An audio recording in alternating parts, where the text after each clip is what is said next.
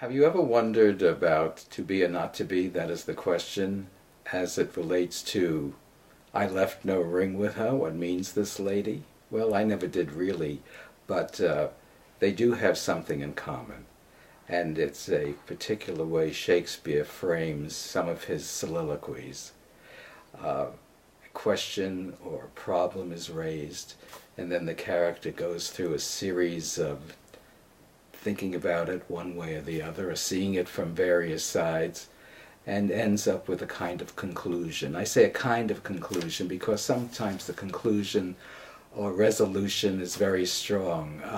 Now God stand up for bastards, or the play's the thing wherein I'll catch the conscience of the king. Other times the resolution is mild, uncertain, vague, but it's a resolution nevertheless, as you'll hear when we talk about the ring speech.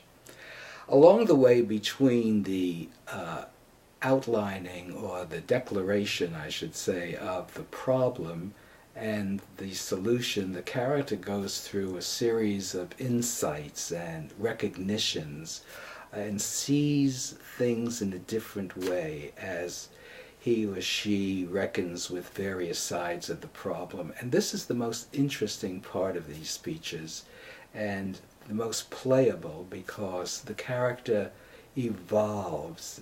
It makes the character very alive to watch him or her go through this process. It's not like Mark Antony, I have a speech and this is it, or I have the State of the Union speech, that's it. It's with Shakespeare in these speeches seeing how the mind of the character works, and that's what's so interesting and exciting about these pieces.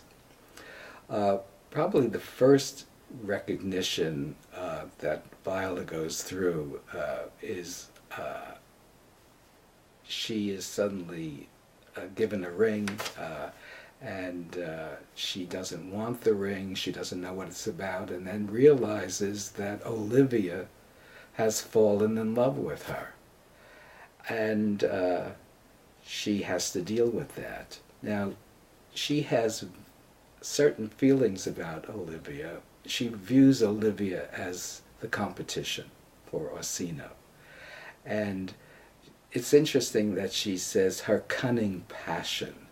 She sees Olivia as ensnaring her and lassoing her romantically in a very devious way. And yet at the same time, she sees herself being in this disguise as the devil's work, as wickedness wherein the pregnant enemy does much. And she goes on to feel about Olivia that she's a typical woman who just is very impressionable. Why is she falling in love with me for 1 second? She's known me for 5 minutes. But then Viola comes to another point, very subtle recognition here, where she says, at last it's our frailty. She recognizes that it's being a woman, that it's being vulnerable, it's the way women are made. And after all, she is saying in a certain way, okay, Olivia fell in love with me in 5 minutes, but look at me, I fell in love with Orsino in 4 minutes. And she asked, how is this going to resolve itself? And the ring, which suddenly is now a lasso around her, seems to transform itself into some kind of circus, a circus ring, where Orsino is pursuing Olivia, who doesn't want him, and Olivia is now pursuing Viola, who she thinks is a young man, passionate about her, and Viola now moaning and bemoaning her fate and unrequited love for Orsino, and it goes around in circles. And how will this end?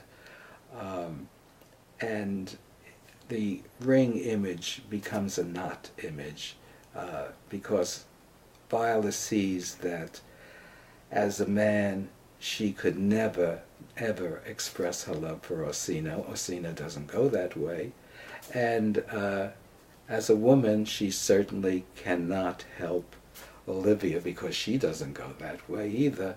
And Olivia is destined to suffer as Viola is destined to suffer, and suffer the woes of unrequited love. And how is this going to end?